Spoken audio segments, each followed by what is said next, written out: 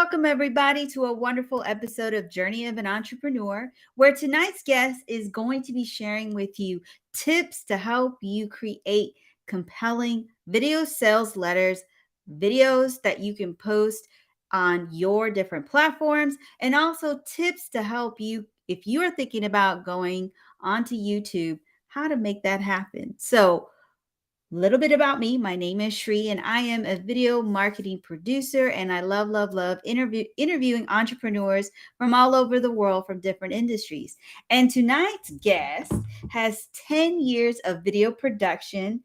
He is an amazing video strategist. I am so excited to bring him on. We have here Lefty. Thank you for joining us tonight. What's up? Hey, Dan. Thanks for joining in. I know this is a subject that you like because he did video production. So, Okay. Lefty, let's get into your story. You know, what got you into video? Like you were doing something way different before you got into video production. Oh boy. Okay. So I'll try and keep this short and sweet because it is a long video. And for those of you that do want to watch the long version, I do have a video on my YouTube channel about it called How to Tell a Story That Your Audience Will Love. But the short and sweet version is I grew up I was born and raised into a family of entrepreneurs that did media broadcasting for 40 plus years. And then I was always wanting to be in front of the spotlight, but I didn't want to do what they were doing. So I somehow found music and fell in love with music, and I wanted to manipulate it. I wanted to play it. I wanted to remix it. I wanted to do the whole 9 yards. And then when I was 15, no, actually, when I was 16 years old, I landed my first nightclub gig. Reason why that was allowed is because we have all ages parties. I don't know if you guys have those in the States. Yes, we do. We do. I just We do. didn't get to go to them. All right, all right. So yeah, so I DJ'd my first all ages event. I kind of built my name from there. Then once you build the name from there with the same promoters that kind of you grow up with, I got into the 19 plus crowd because we are allowed to party and drink at 19. I'm so sorry for your 21. And then yeah, I toured. I toured around Europe. I toured a couple places around the States. Became a national, international DJ. And the way I fell in love with video was as I was, I guess, becoming more popular, I needed my own press kit. I needed my own photos. I needed my own videos done. And I was like, holy crap, I've never seen myself in this kind of light before. And I just thought what the people were doing for me that I hired, they were so talented. And I was like, oh my gosh, I think I can do this for other people too, right? Now we're like, I'm getting into my 30s at this point.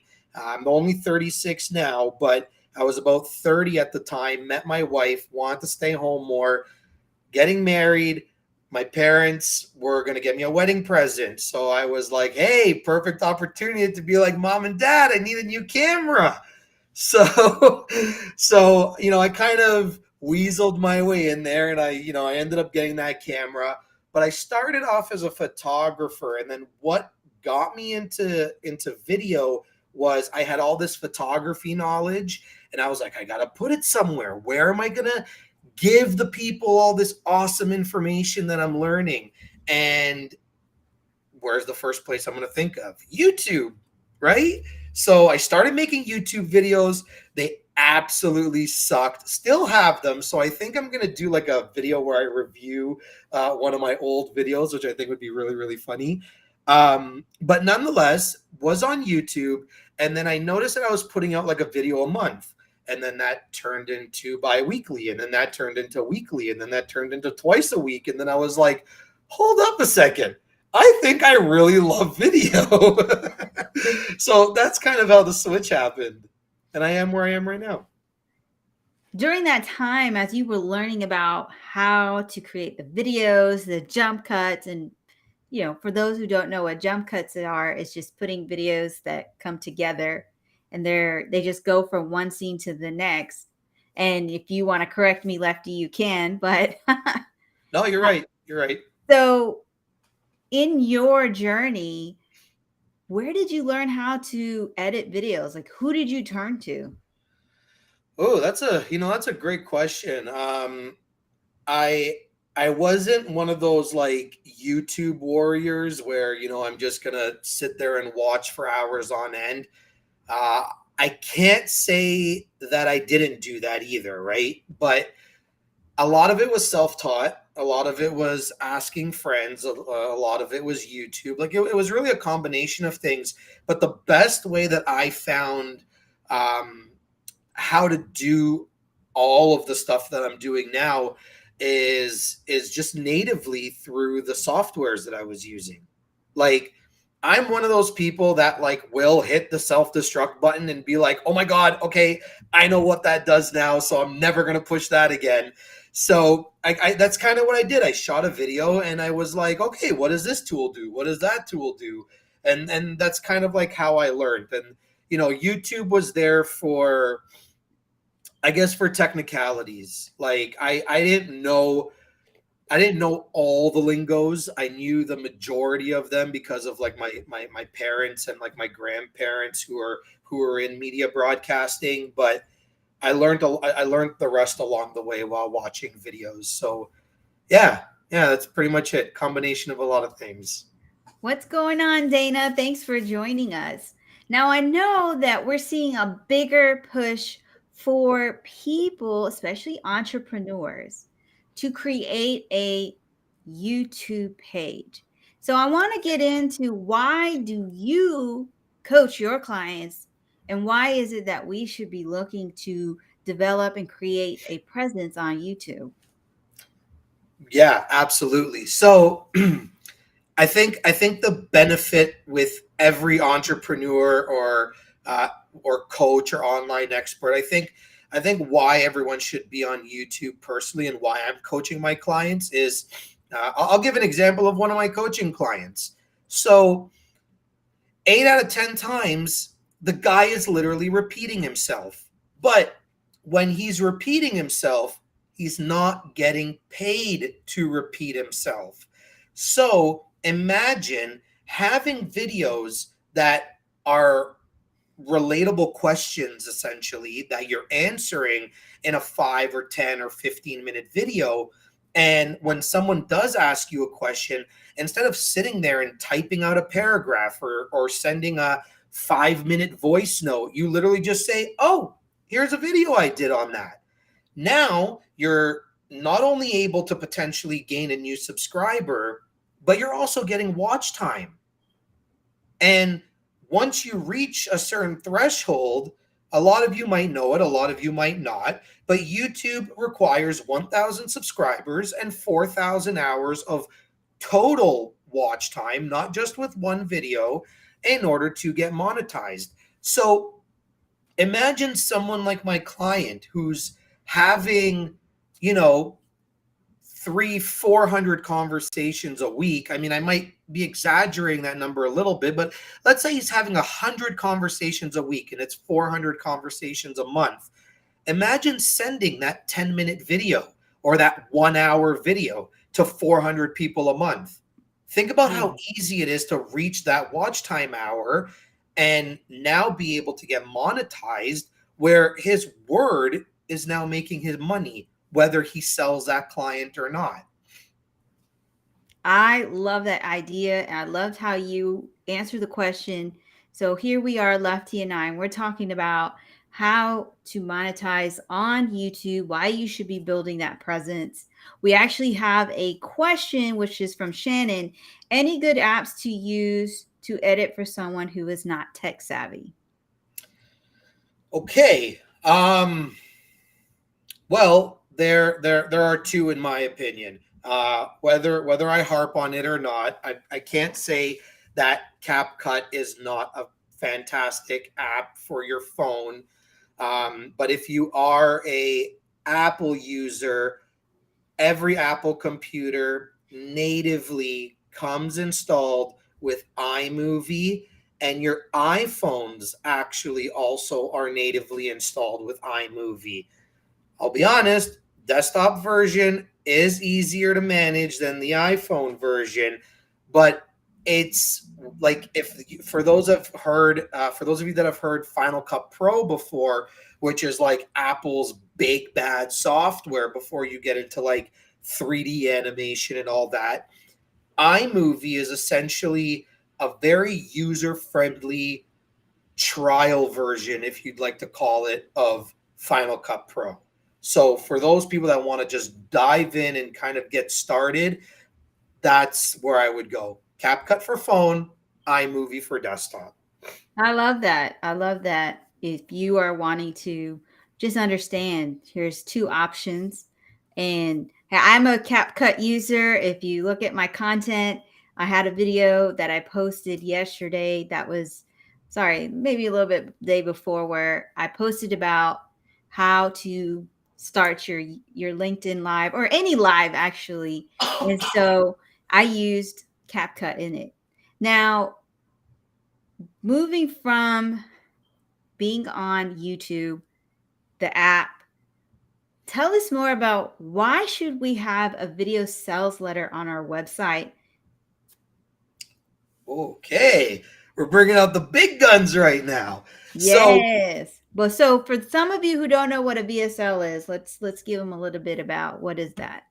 all right, so a video sales letter is essentially your 15-minute elevator pitch. It is a video asset that everybody should have. If you're in the online space, a VSL is something that everybody should have.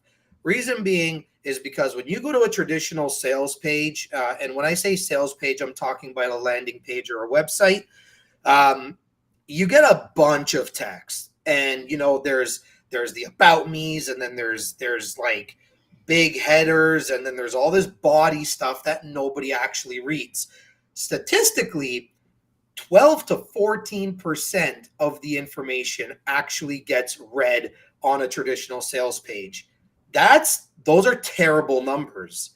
But having a VSL where you can take all that written stuff and condense it into one video, which is a top of funnel video, put it whatever you want to say in 15 minutes. I mean, I've seen VSLs go up to an hour, but typically I like to shoot them within 15 minutes, and you can literally condense the entire page, where now your prospects are not like, oh, where do I have to go to get that? And did I miss this? Do I have to scroll? Like, where's the booking link? Like, you can literally have a VSL with a link immediately below it. And that's it. Boom. Get them right to the call, get them right to the Calendly or the Go High Level, or whatever platform and CRM or calendar app that you're using. And it just makes for like a cleaner page. And then below that, you can add your testimonials and whatnot.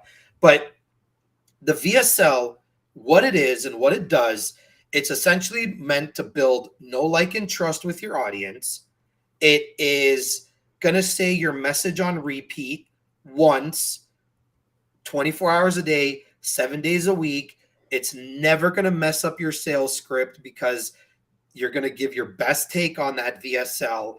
And the whole point of them is, if people are going to watch 50%, 100%, 80% of them, they are literally meant to have that prospect pretty much 90% closed before even getting on a sales call with you. So when they finally do get on that sales call with you, they're only asking two questions: how much and when can we start?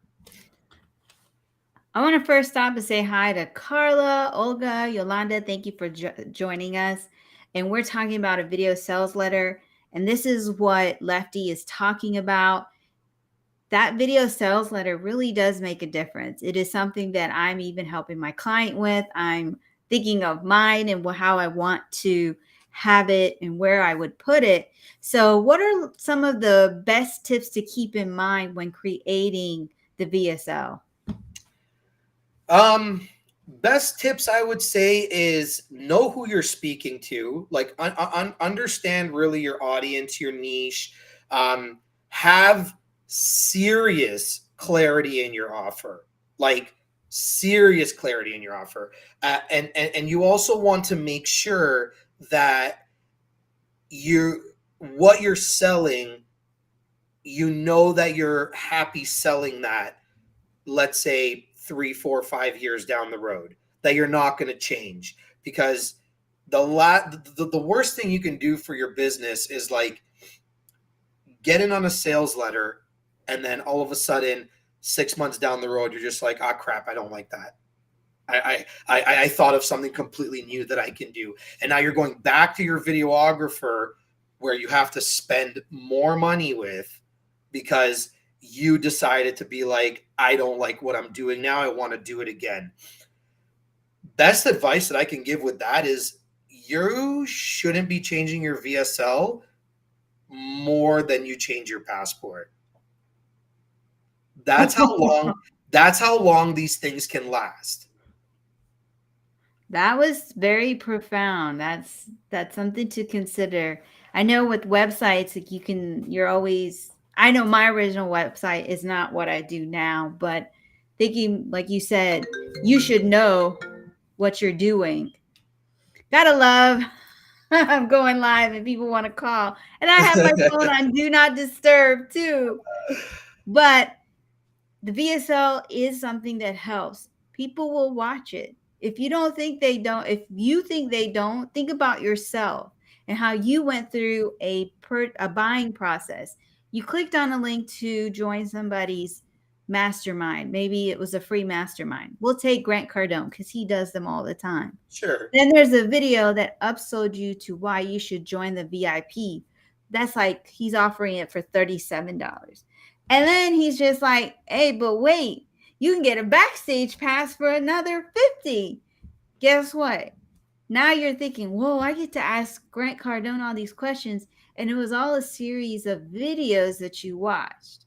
So you may not be at that level. You may be just, if you go to Lefty's page where you sign up for his YouTube page or Facebook community, you watch the video and you're like, oh, wow, this is pretty cool. And we have a question from Mark where he's asking, where would you advise to share the VSL? Would it be on the landing page, the website, or would you use it in groups? Because that's a really good question. Yeah. So primarily they live on a landing page or website. What I do for my clients is because, okay, like VSLs at the same time too, for further context, they're not meant for somebody who doesn't have an audience, or they're not meant really for somebody who cannot back up their VSL with some paid advertisement. Reason being is because they are meant to, these videos are meant to pretty much drive traffic to a website, right?